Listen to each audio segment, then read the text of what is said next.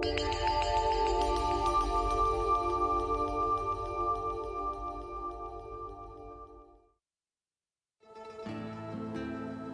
than 1,000 years ago, people settled in villages along the coast of Peru.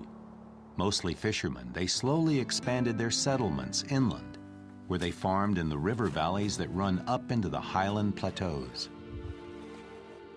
The dry, barren lands of the Atacama Desert in southern Peru seem like an unusual home for settlers, but archaeologists have found evidence of a thriving culture.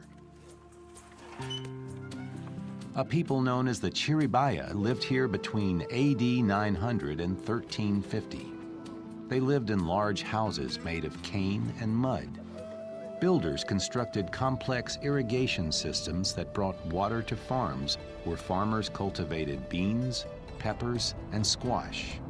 The Chiribaya eventually disappeared, but more than 600 years later, bioanthropologist Sonia Guillen and her team of archaeologists are searching Chiribaya burial grounds for clues to their way of life. Many bodies have been naturally preserved as mummies for centuries. For these archaeologists, the mummies are silent yet powerful messengers from another time.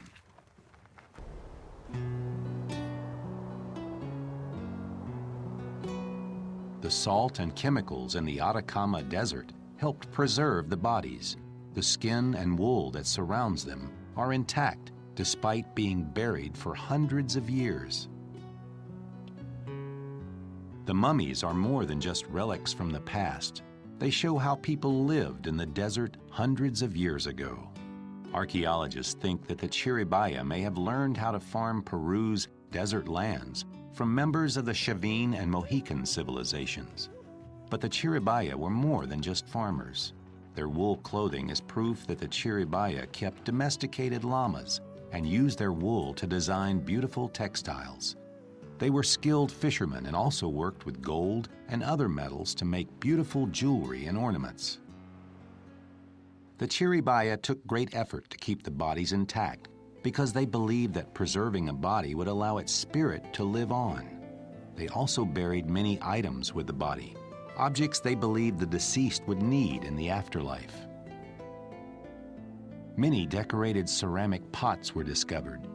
During a person's life, the vessels were used to carry water or possibly for cooking, but in death, they have become valuable links to the past. Food offerings were also part of the Chiribaya burials. Even though they are hundreds of years old, the corn, potatoes, peppers, and grain on this plate still look like those found in modern-day Peru. Everything the archaeologists recover is brought to the Centro Malqui Research Complex. It houses a remarkable collection of ancient peoples from the Western Hemisphere. Some 400 mummies and the skeletal remains of another 4,000 Chiribaya are carefully cataloged and stored here. The dig season is almost over, but Dr. Guillen and her team have found one last tomb. The position of the roof stones indicates a well-constructed burial chamber. The rectangular tomb holds a mummy, intact and tightly bundled inside a striped blanket. It's just a short truck ride to the research center, yet it's a journey unlike any this Chiribayan could have imagined. Once inside the research center, Dr. Guillen and her team prepare to learn more about their new arrival. Inside the Centro Malqui darkroom, the X-rays develop in minutes. The X-ray also shows the outline of what looks like a small pot with a handle. If I'm reading correctly, this is inside the chest cavity. See, the ribs are sort of embracing the... Curving around. Yeah, curving around the pot.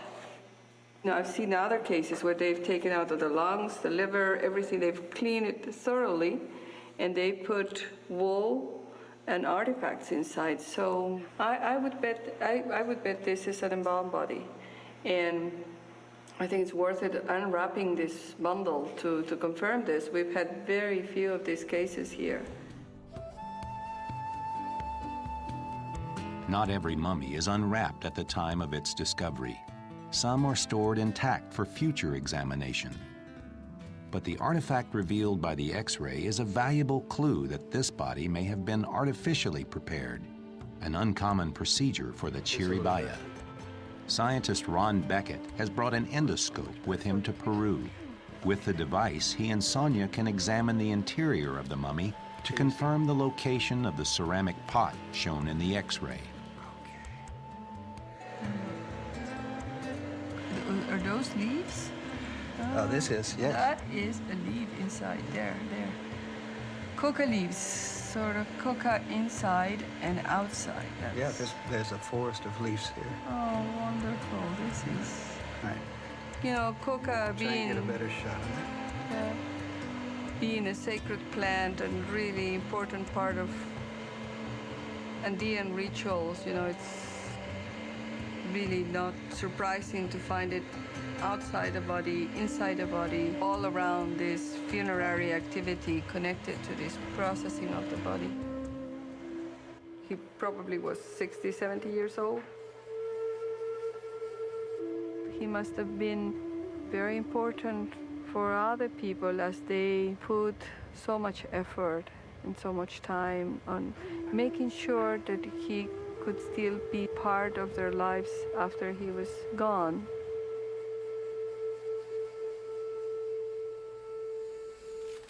The most effective technique for assessing the age of ancient artifacts is carbon-14 dating. But Central Malqui doesn't have the technology needed for the process. Sonia must ship her samples to Geochron Laboratories in Boston, Massachusetts. Plants and all other living organisms, including humans, continue to take in carbon-14 until they die. Once the organism dies, it ceases to absorb carbon-14, so the amount of carbon-14 in its tissues steadily decreases. As the carbon-14 extracted from the cocoa leaves is counted, a curve builds on the graph. The higher the curve, the larger the amount of carbon-14 in the sample, so the younger the material. For cocoa leaves, we already calculated it. It's 600 years plus minus 40.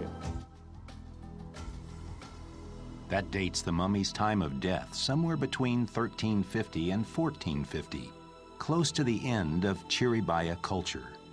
In the years ahead, Dr. Guillen and other scientists will continue to study artifacts and mummies that date from all phases of Chiribaya history. These messengers from the past will help create a more detailed picture of this lost civilization. How are archaeologists learning about the culture of the ancient Chiribaya of Peru? A. From ancient writings left by the people. B. From the ruins of ancient cities. C. From human remains and artifacts. D. From soil samples taken from the Atacama Desert. Why were cocoa leaves important to the ancient Chiribaya? A. They were considered a sacred plant. B. They were grown as a crop in the desert. C. They were used as food for the sacred llama. D. They were used to make a special drink. What have archaeologists learned about the economic activities of the Chiribaya people? What evidence supports their conclusions?